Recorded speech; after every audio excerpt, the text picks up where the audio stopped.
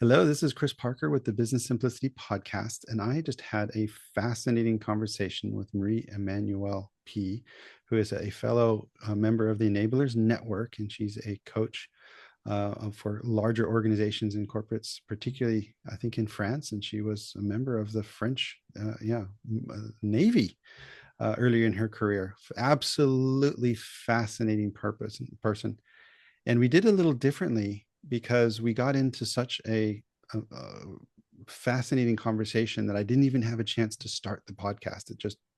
We just went for it, and it was just an exciting conversation. So, Marie Emmanuelle, why would it be really valuable or interesting for people to listen to this conversation? Well, it seems that in this conversation, you opened up a little bit on the origins of your books and why it's so important for you to talk about love. And I think that's very disruptive. And I think that having saying that, we had a conversation about the use of love and the use of having good relationships in regard to performance, and that is not disruptive at all because it's really in line with what we want to achieve in companies. So maybe for these two, and maybe for the conclusion, that is how to dance in total freedom with Rumi, it it can be worth listening to it. The Business Simplicity Podcast, where we learn about strategies and tactics to succeed through simplicity, with your host, Chris Parker.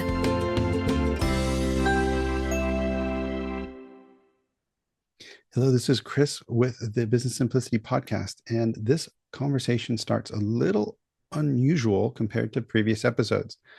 I have a series of questions that I ask the guest before the actual episode starts. And in this case, one of those questions just got us into it fast. And so what I decided to do was not stop and re-ask the question and things. I just went for it. So this is Marie Emmanuelle Py, who was, I think, one of the first officers in the French Navy and is a leadership coach and a fellow member of the Enablers Network with me, and absolutely amazing person.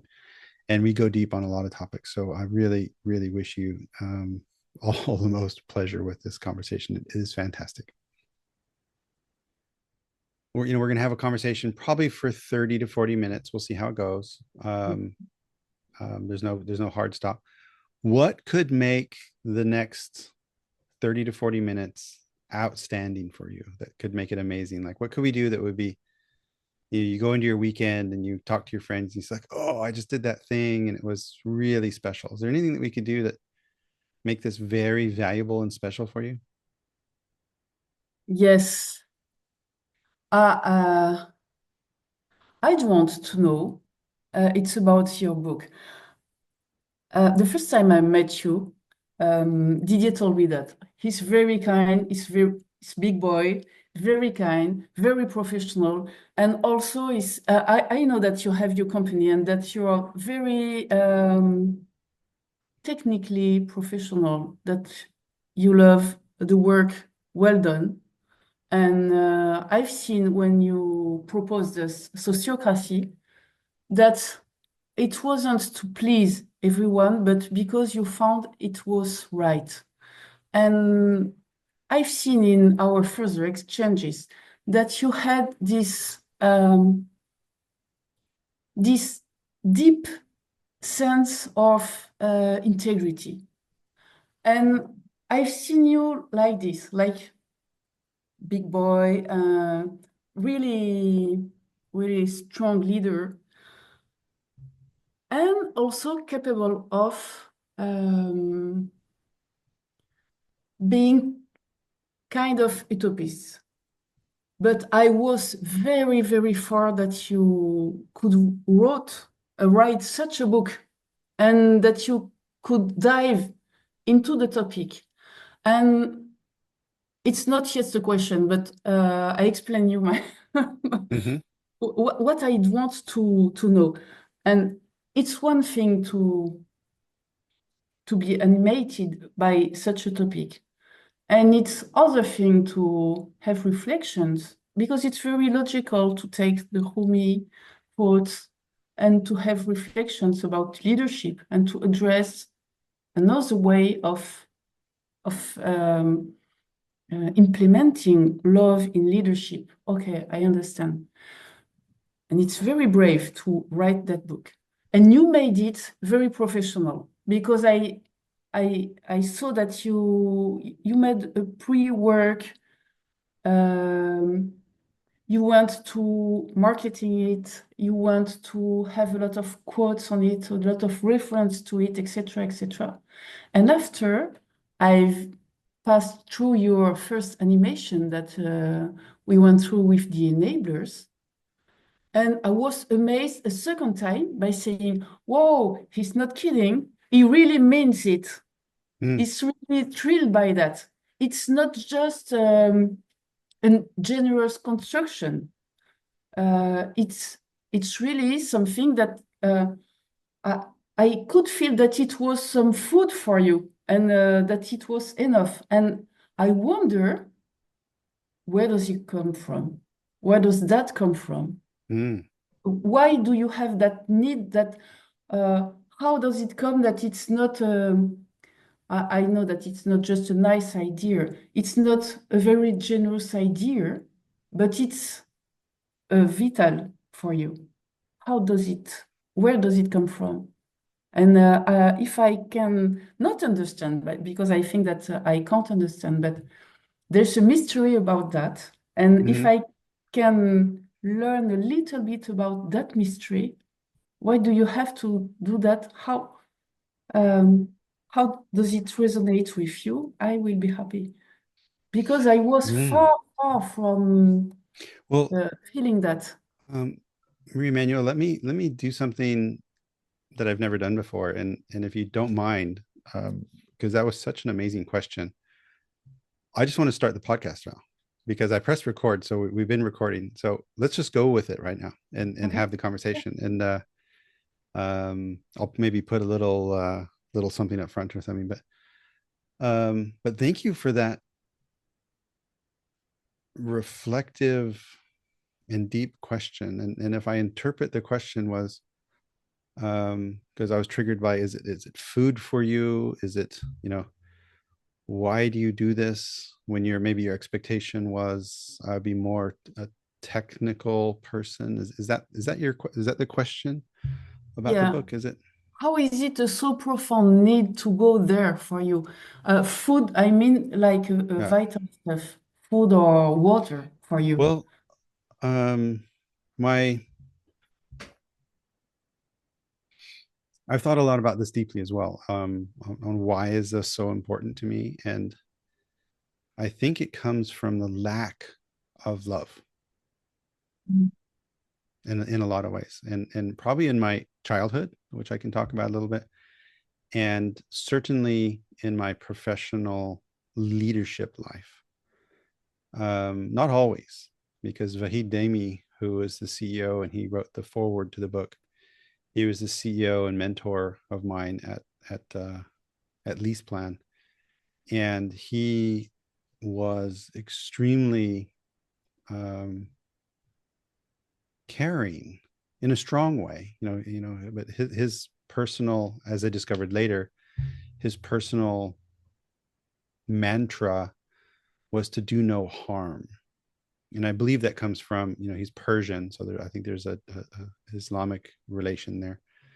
And as he was making decisions as a leader, and hard decisions, so we went through the 2007 2008 economic crisis, and LeasePlan was a bank, so it was a hard time, but he was really seeking to do no harm.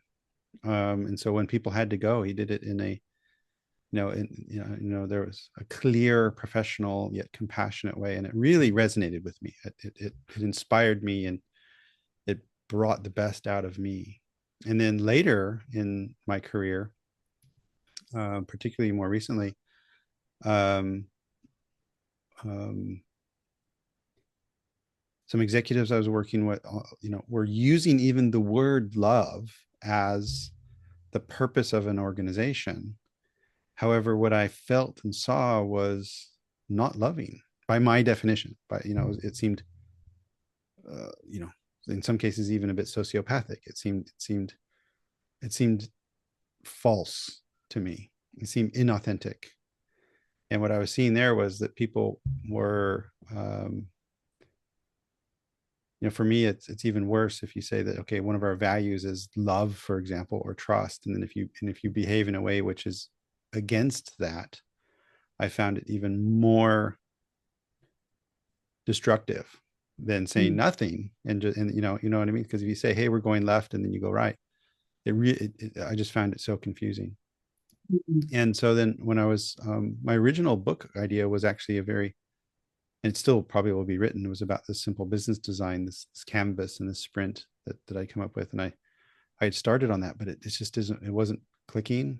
And what I found really deep in me was this struggle, like, well,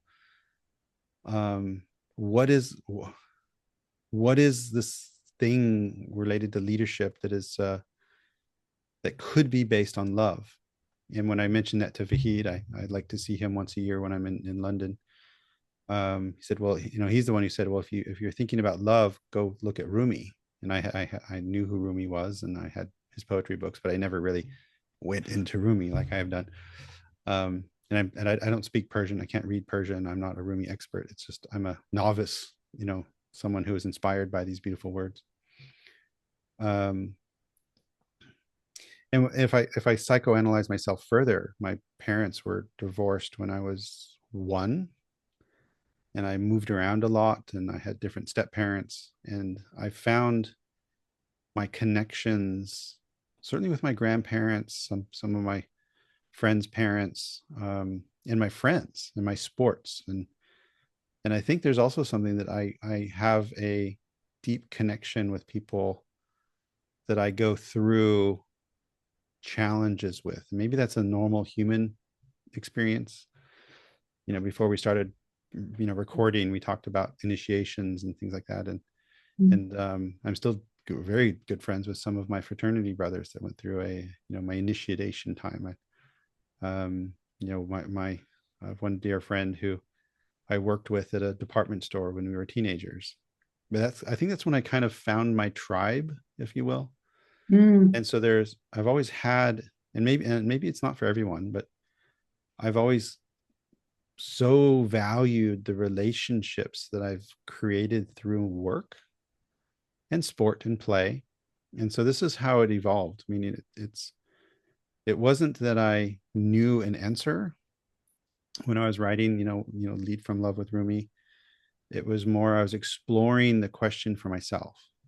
And I do not know how many have been sold. I don't look. I should at some point. That's not what it's for. The journey of the writing and the creation was really the gift for me. And then to be able to share it and it is also nice. But what I realized when I was doing one of the book launches, to see my boys there, I was like, well, I wish for them to have this on their shelf, so later in life they might want to have some inspiration from me if I'm not around, not available for whatever reason. That would be the gift. So it's and if I can create a dialogue with those around me to talk about what could love mean in a leadership context, like with people that I care about and respect, like yourself, then what a rich, amazing invitation that is. And so that's actually why I chose to use the word love, because quite a few people said, don't do that. That has no place in professional leadership. This is not acceptable. And I decided to do that because people always ask, well, what do you mean? Like, okay, now we're in the conversation. Okay, well, what do you mean by love? And it's like, well, what do you mean? How do you define that? What is that? So this is my impromptu reflection and answer to your incredible starting question. Thank you. Yes, I can guess that for you, love is, yes, it's really disruptive. In with the enablers, we are always talking about disruption, but sometimes it can be just adaptation to the new norm and to the complexity Hmm. of our world. Talking about love when you're not forced to, when it exists a lot of different concepts to do so, and deciding to put this word with leadership on a book, this is disruption. So I admire you for that. You really walk the talk. And what touches me when you're speaking, it's that I can really see that it. I see that, but it's an hypothesis. You will tell me after. Love for you, like a creation, like a construction. I can build myself, I can handcraft myself, little pieces of love put together, see how it goes, and it can be, I don't know how to say it in English. I don't have the word in English. It's not the Chapelle 16, but it can be my art, my craft, my whole craft.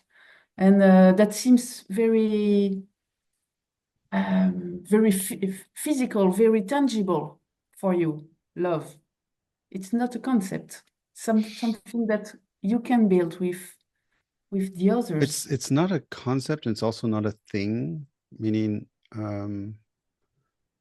over the last years of self-discovery, and I think this is an essence of leading from love, is self-awareness, self-reflection, um, um, going through some deep meditative practices. I'm not sure if you're familiar with Dr. Joe Dispenza, but I've been to a couple week-long retreats. It's like 40 plus hours of meditation, and heart. What I realized there was fear was disconnecting me from so much of my true self, my true power, my true essence, my true love. And from this is what so I have found the ability to love and care much more authentically through accepting myself. And I absolutely believe that, before I can be present for another, let's talk about business and leadership, or even at home, to be able to accept and embrace yourself, also your weaknesses, and also your, the aspects of you that you're not proud of. Um, but this is, me, the perfect me, this moment. And even those things that which are not as I wish them to be, those are the gift. That's the invitation. And this is all this essence of discovering self-love. And through that, I can then express that to others. So I it turned out in a way. I think when I first started the research, I was expecting to find a definition of love Mm. outside of me, and Mm. I really believe for everyone it is a deeply unique and personal experience. Love, um, to be embraced in order to find this external connection. And at the end, it has everything to do with, as Rumi expresses much better than I do, it has a universality, a connectedness, um, a presentness in everything. Mm. And this is what, when in the book, I also reflect on, looking at the human beyond the behavior, because sometimes people behave badly for different reasons. And one of us is on a life journey which is hard. There's highs and there's lows. And the lows are the gift of learning, and the highs are the gift of celebration, and both will pass. So it's it's a movement. It's a constant flow. And I believe, and I seek to practice, viewing and embracing the human beyond the behavior, with boundaries, of course. And but I think if you connect with that human first, then there's a much wider spectrum of potential playful connectedness and growing mutual learning, as opposed to if you're on a very short respond to a behavior. That's what I aspire to. Not every day I succeed. So yeah. Yeah. But It, let me interrupt really quickly for people that are listening. I think I will add an introduction, but Marie Emmanuelle Py, who's a started her career as an engineer in the French Navy. Maybe we can talk about that a little bit, but what an experience that must have been. And we were both members of the Enablers Network. It's an international group of coaches and trainers and consultants. And you can find that at enablersnetwork.com. And you also have another organization, which is, let me look at, I think I've lost. Oh, yeah. It's the All Leaders Initiative. And people can find that at all-leaders.fr, where you're working with corporate organizations in a coaching and consulting way. And so but we decided just to jump straight into it. So thank you for that. yes. Thank you, Chris. And I wanted to say that what you say about relationships and the All Leaders Initiative is only focused on the relation. Our motto is you're experts in your work, and we are experts in relation. Doesn't mean that we know all about relation, but means that we are sure enough to say, trust yourself with all the others and work with us on your relations only, and only by improving your relationship with you and your relationships with others, your relationships with your challenges, relationships with your families, your environment, stakeholders, etc., your performance will improve. It's not to be kind, it's to be fair and to be efficient. And I think that it makes a good link with what you told just before, the healing power of relationship. I don't know if you know of Irvin Yalom. It's a famous therapist. He's a US therapist. Mm-hmm. Well, yeah. Yeah. He quoted, the healing comes from the relation only. Yeah. It's the capacity of being in relation, and it's a love relation. It's my best self that will come to interact with your best self, because I will see your best self and I will work with it. So it's really connecting two capacities of loving yourself that will heal you. And all the rest is, I don't know, hypothesis, dialogue, technique, etc., etc. But the true healing comes from the relationship you are capable of. Yeah, Irvin Yalom. Yeah, healing comes from a relationship. You shared that up front as well, and I did a little research. He's an existential psychologist, and Yes.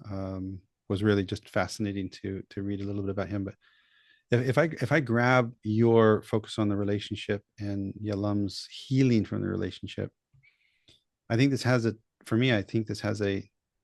direct contribution to business performance as well. Meaning, business leaders are typically, not always, but typically looking to grow the business, to grow and improve efficiency and performance. And for me, the only way a business can grow is if the humans involved are growing.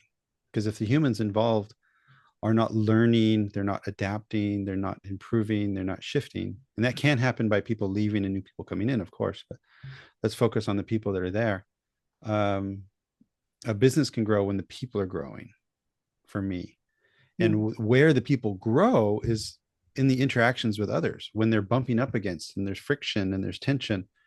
And this is where that healing comes, because, how often didn't, I think it's Gabor. I think he's from Canada. Can't remember his name, but as far as that inner trauma, that when we're interacting with another, our Yes. spouse, our manager, and our employer. And the thing the thing that makes us angry is actually that, oftentimes that unhealed wound within that is showing itself because of the behavior of another. And it doesn't have anything to do with the behavior of another. It has to do with how your relationship with yourself and that inner wound or that inner trauma. And this is what I meant by the gift, meaning, in the interaction with others, we learn what we like and what we don't like. And both, I think, should be studied, because maybe you're liking something for perhaps some sort of, not positive reason, some sort of addiction or something. But but it's through the interaction with others. And so again, your work of focusing on relationships, I think, is so incredibly powerful, because people can be a master of their craft, but if they're unable to grow and learn through tension with others, particularly tension, then that business isn't going to grow and thrive. So I love it. We used to say that, yes, for performance in organization, there are people growing up, but the people are also objects of production. And that they must be very at ease with that two sides of themselves. They have a contract, they have a salary, they have something to do, and so they have to produce, like, I don't know, objects, and they are commanded to, and that's nice, because that's what they do for a living, and there are people growing up, and you have to nurture them. You have to allow them to grow. You have to see the already grown people that they are, etc., etc. But if you take the first one, everybody, and I won't be there if I thought that that was only object of production. But if you take only this one, it's of no interest. But if you take only the second one, I personally think that it may be utopist. People don't go to your organization to grow up, to meet with people, to thrill or the whole day, etc. They have both part of them, and you have to nourish or inspire both parts of them. And everybody has to be very at ease with one or the other topic. So I personally think that when I work with organization, I always tell them that stuff, because it's no use that you have a coach or a consultant that comes, and it would be too easy compared to the work of the managers to go there and to inspire them and to say, yes, you have a lot of potential in you, and you can have a wonderful journey by knowing better yourself, knowing better the others, and knowing better how to interact, how wonderful it will be. And then you leave, and then the people go back to their day-to-day work, and they say, and now what? It's different. And I like to have the both. And apart from that, you have to do your job, because you paid for it at the end of the month. And that's okay. Everybody is okay. And some stuff you love, some stuff you don't love, but you are free to choose to adjust yourself, etc. You have a lot of parameters to adjust through the relation with your company, your managers, your HR, etc., etc. So this is what I think, that for me, what's first is maybe not the growing, but the capacity to be in charge, because Well, yes. yeah, I think the assumption in my statement is there is a business structure in place, and that business structure has a purpose and a goal, and it has a Yeah. proposition and a product that Yeah. they're giving to a customer in a profitable way, in a satisfactory way. So I think there's or it could be even a sports team as well. The sports team, they have a goal, they have a mission, they have a shared goal. We want to do Yeah. that thing better. Yeah. And that thing better is the challenge. And indeed, every business has work that not everyone loves. Of course, you can shift the work around, but sometimes work is just not fun, and you just got to get done. So it's certainly not a utopia, sort of nirvana like that. What I do experience though is very often there's leaders that are more focused on the production than on the relationship, and Yes. and I think it has to be situational, meaning if your business is failing and you really have to increase production and reduce costs, or the business will not survive, then that needs a certain type of leadership.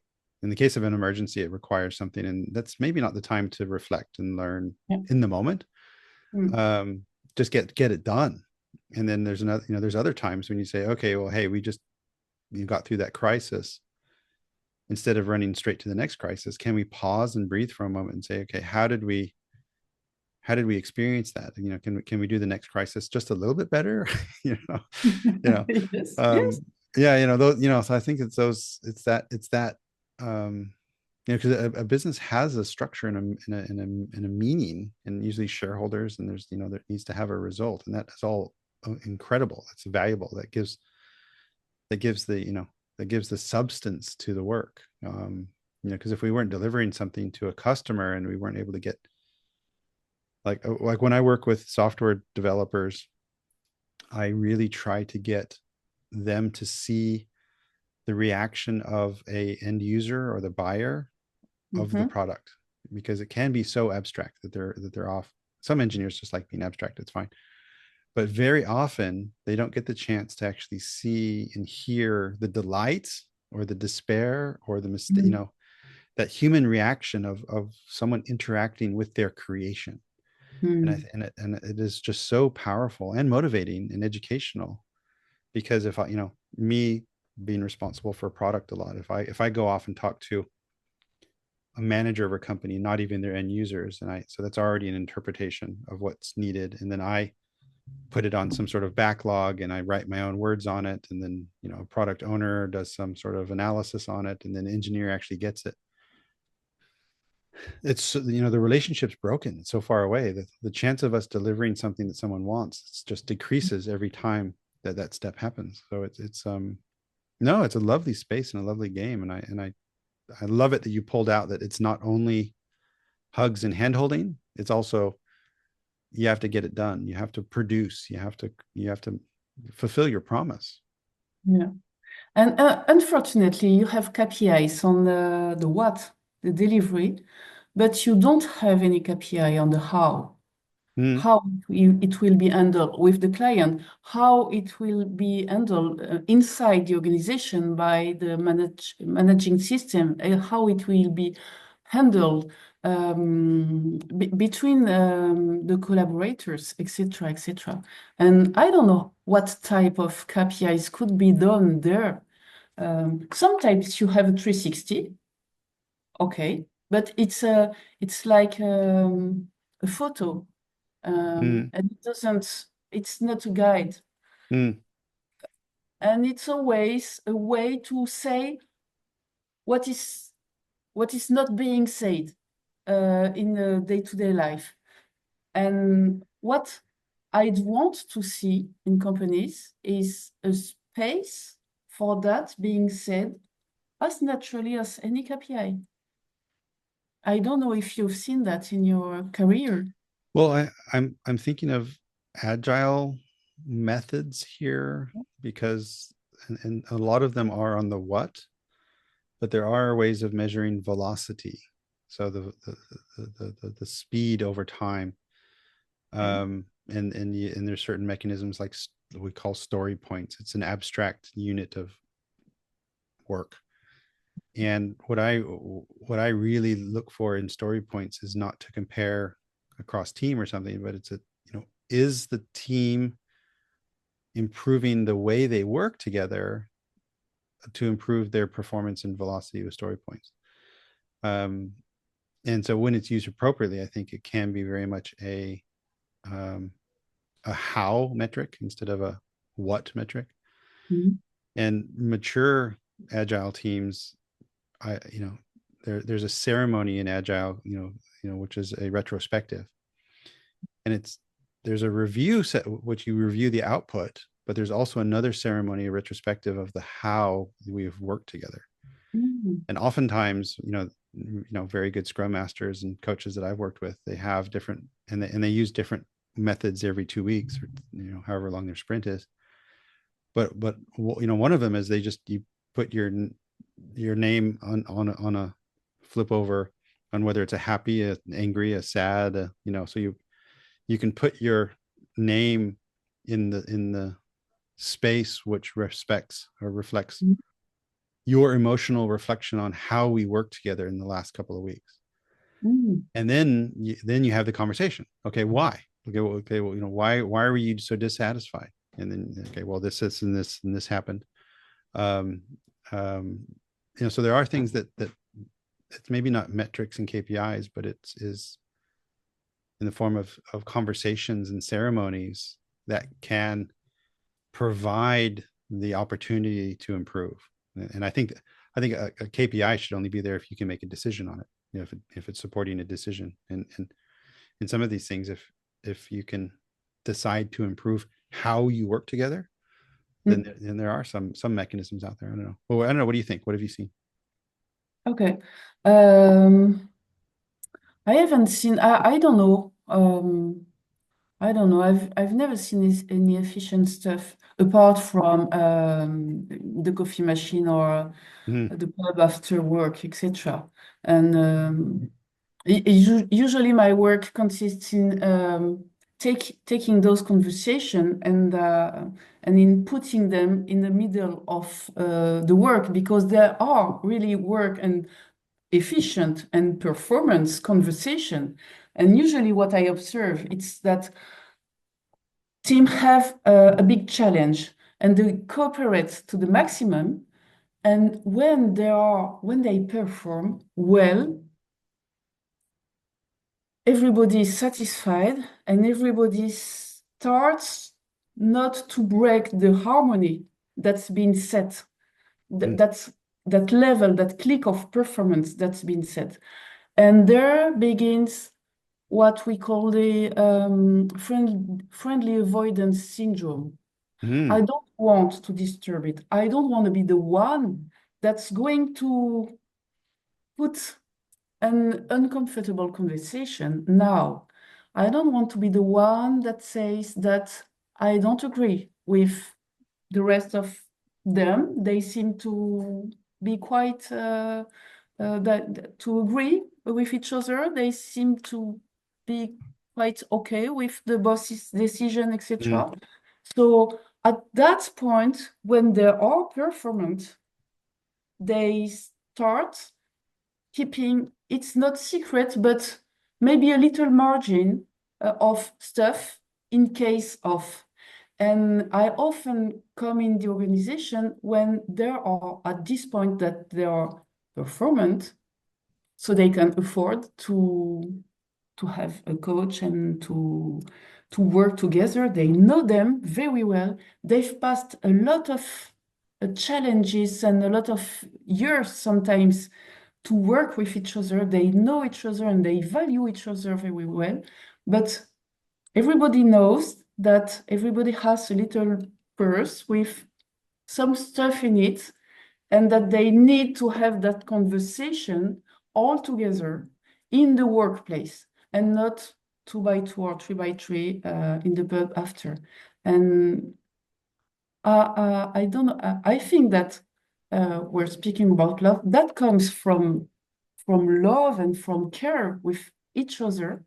It's always a good intention. It's why it's called friendly avoidance syndrome. It's not hypocrisy. It's just that it comes from a good intention, but how to do how can you open that stuff and have bold conversations And when how you don't need to. what is a way that people can express that love, that need, that unspoken.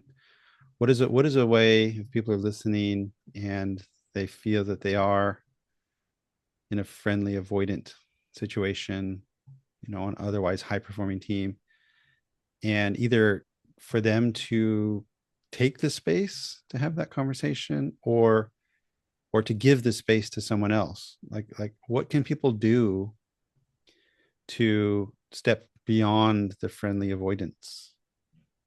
The people are they take an internal or external coach, but they take someone else and make it step it into their system, and they have the courage to trust themselves and the others to trust their system to be sane. And it's like an act of faith, and they say, we can do it. First step, we can do it. And after, what can we do? We can set either protections and permissions. Protections means that we will set a framework, and we will have a framework that they will decide, that will correspond to how deep they have to dive, and only them know that. So we as coaches bring them the deal and say, okay, you want to have what type of energy between you, what kind? And some people, for example, if there are 2 or 3 people that don't go on with each other, they say, I don't know, just want to do my job. And we know that we can't work on the relationships. But usually the people just want to be able to say stuff without harming others. So we can set a set of rules, and everybody engages on these rules, and we start to bond, to accompany the relationship from the beginning. And the beginning is I belong. So it's another way for every people to express how does it belong to that group? How does it fear not to belong to that group? Because if you don't have the sense that you belong, it's the one of the first fear of the human being. I don't belong, so I will die, and I will put all my energy to belong. And sometimes my energy is not well directed, so I spend a lot of time just to show up, to have new bold ideas, to speak louder, etc. Because I want that the people see me, and I want to have this sensation that I belong. Or if depends of the characters, but I can say, don't like them. No, not my word. And I live like a prince. It's not that I don't belong. It's that I don't want to belong. They do not belong to my word, etc. But there are always strategy to fight the fear not to belong. So the first for me, the first work is to work on this sense of belonging. We don't speak about your value, but just your belonging. And then the second step is working on the second human fear, is the one to be humiliated, not to have any control on the world around you, and to be harmless. So we work upon the control and the competence of everybody. How does everybody can contribute? Is it recognized? Is it clear what you know and what you don't know? You mean so to belong and then to be useful? Is that To what belong and to be useful, to be competent. Yeah. To be competent. Because you can be not useful, but you are competent, but you are not useful for this task. And if you know that you are competent, and if all the others know that you have a domain of competency, you can admit that for all the rest, you are just incompetent, and that's okay. And you are working. If there is a question in your competence, you have the answer. If there is a question in which you are not competent and nobody is competent, that's okay. But nobody begins to speak. I don't know where to show that he's worth it. You can beginning to build on that mutual incompetency, and that will be okay. And that brings conversation, and that brings all that you know that are the needs and the demands and the vulnerability, the strengths also, etc., etc. And that's how I build relationships, by saying, okay, you belong, and you're competent to an extent, but so what? And the last one, and whatever you do, and it's what I love in psychological safety. Whatever you do, even if you don't know, you won't be shamed for that. We will love you. You're still lovable. And that for me is it's a huge killer. Killer. If you know that you can do anything, but the people around you will love you, whatever, you can afford to do what you want, and you will want to do the right stuff. And I love that.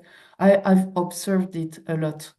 That a lot of people say, especially in France, if you say that, the people will do anything, because they are too confident, they are too self-confident, and they will do what they want, and it will be a mess. No, practically the people want to do when they feel loved, they want to do the right stuff, because they want it to go on, and they want to be proud at the end of the day. Yeah, there's a sense of pride, of accomplishment. People, I absolutely believe people want to play and they want to create. Yes. And those are just needs, and people want, in case of school or work, people, so sit down and behave and don't play, don't create, then people will leave. They will wither away. And so if you give them the place to create and be productive with their competence, and I don't mean by play as in games only, creating things, in my world, creating software is an incredible way people play. The whole open source world is people being proud of their craft and giving it away for free. They go to work for a big corporate in a non-playful way. They do their work, and then they spend the weekend building more software and just giving it away because they love building software. I think it's just amazing. It's just absolutely amazing. So it's well, I think we're connecting to the relationship with self and the relationship with others in order to discover these tensions. And you mentioned the three, primal, not be shamed, and being competent and useful, and belong. And all of these go directly to the bottom line as well. I mean, the company performance, the productivity, I believe, will improve the more people do this work. Is that a motivation of this as well? I think it must be, but what's, there is a business outcome. There's a financial benefit from this. Yes. Of this, it's directly linked to performance. Yeah. So again, the business has to produce, it has to get stuff done, it has to serve, and we can do in a loving way, not only giving way, but like a loving as in a clear, respectful, connecting, belonging, capable way. So yes, I have the chance. I heard that you didn't have, you quoted one successful experience where you feel valued, etc. And but some others that didn't nurture you. And I had the chance to have only that kind of relationships in my work. I worked in the military, in the Navy. I worked also 17 years in a company, and I've been all my life, and I had 5 appointments on my civilian life and 5 also in my military life, and in each of them I felt valued, loved for what I was, and competent, etc., etc. So that exists. It's really, it may be hard. I don't know the recipe, but that really exists, and that makes, as you say, people be engaged, be wanting to be more and more competent, wanting to help each other, even if they are not rewarded for that, and think about their work on weekends, etc. Because it's like for me, it's like sports. It's you have to have a framework to express yourself, and the framework is not necessarily outside the job. Some jobs provide you an excellent framework to thrive. Sometimes you don't, so you thrive in arts, you thrive in dance, in sports, etc., with family. But sometimes it's with work, and so what? Sure, why not? Yeah. Hey, Marie Emmanuelle, we're looking at the time as well. We haven't really gotten to many of the typical questions at all, which I think is perfectly fine. But I would like to invite, is there something from your preparation for this that you would really like? You came up with, I think, a remarkable Rumi quote to share. Would you like to talk about that a little bit, or would you?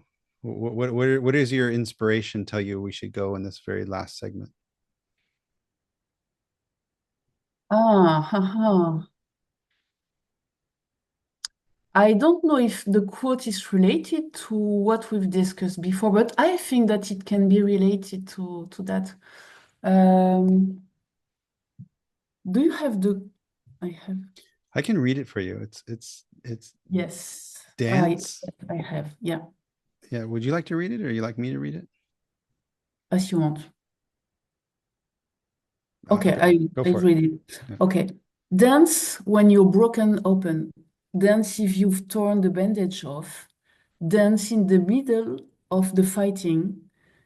Dance if you in your blood. Dance when you're perfectly free. Yeah. It's a Wow. huge quote from Rumi. And I must say that in the preparation, I've Yeah.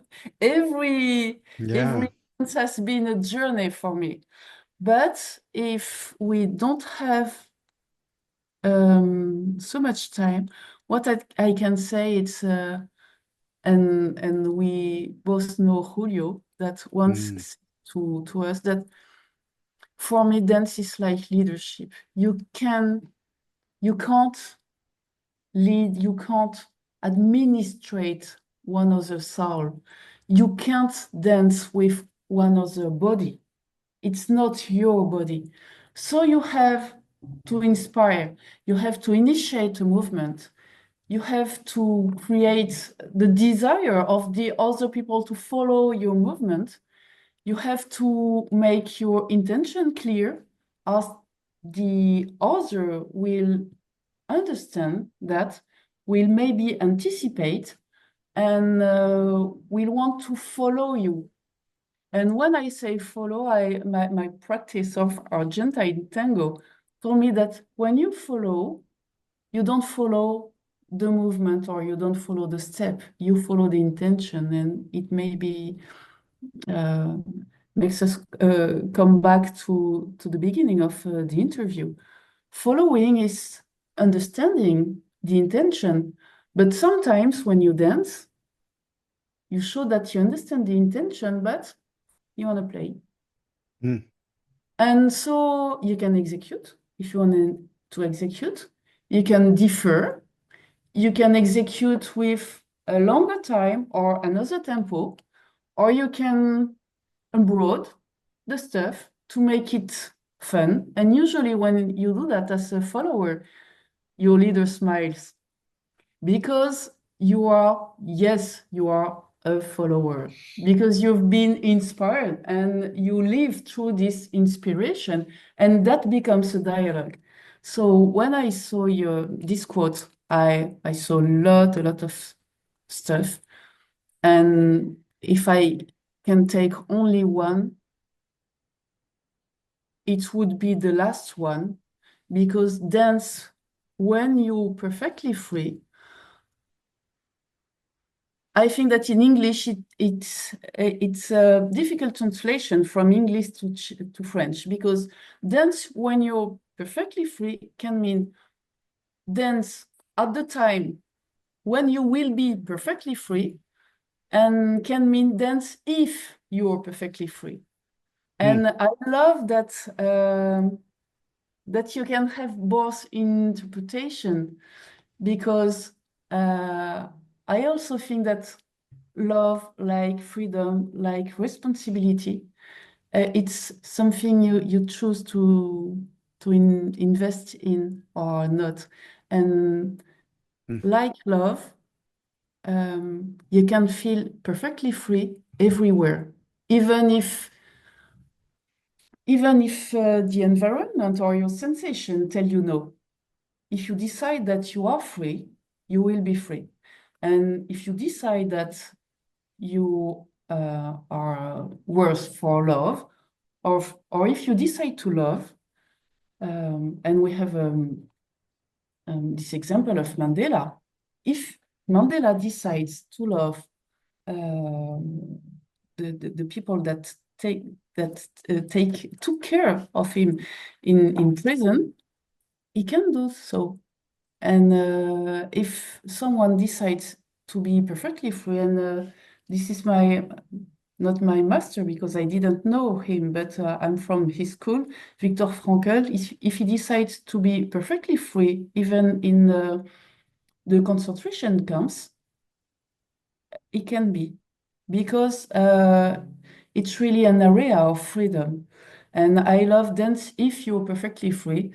That means if you are free in your movement, you can decide to dance, but you can also decide to dance your life, because fundamentally, whatever the conditions, you are free. You are free because you are human. And for me, that's the same word. So that's why I really love this quote.